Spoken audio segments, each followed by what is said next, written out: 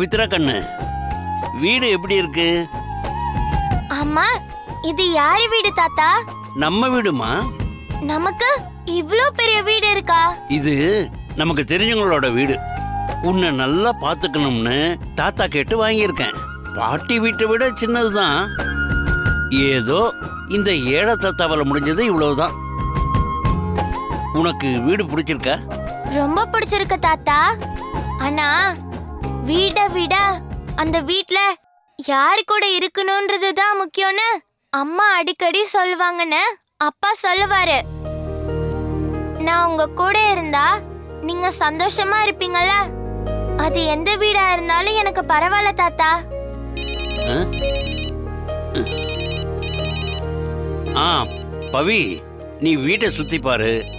தாத்தா போன் பேசிட்டு வர. போ.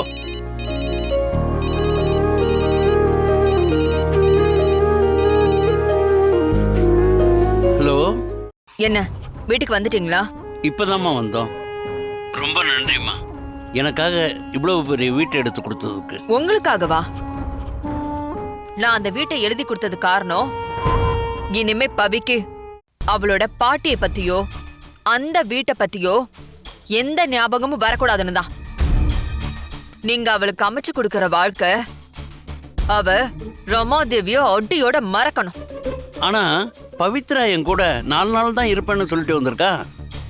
அவ திரும்ப போறேன்னு சொல்லிட்டா என்னம்மா பண்றது? அந்த 4 நாள் போதும் அவ ஞாபகத்துல இருந்து ரமாவை அழிக்கிறதுக்கு. அந்த 4 நாள்ல எப்படி கரெக்டா யூஸ் பண்ணணும்னு மட்டும் பாருங்க. சரிங்கம்மா. மொத்தத்துல நீங்க அவளை கவனிக்க போறதுல பாட்டியோட பாசத்தை அவ அடியோட மறந்து தாத்தா பாசம்தான் பெருசுன்னு அவ நினைக்கணும். புரியுதா? சரிங்கம்மா. வேற ஏதாவது வேணும்னா போன் பண்ணுங்க. ஏங்கா, அவளை பேசாம ஊருக்கு அனுப்பி வைக்காம எதுக்கு இங்கேயே வீடு எடுத்து தங்க வைக்கணும்? ஊருக்கு போனாலும் அவ திரும்ப ரமாதேவி கிட்ட வரணும்னு தான் நினைப்பா. ரமாவும் அவ அவமானப்பட்ட ஊருக்கு இவளை அனுப்பி வைக்க ஒத்துக்க மாட்டா.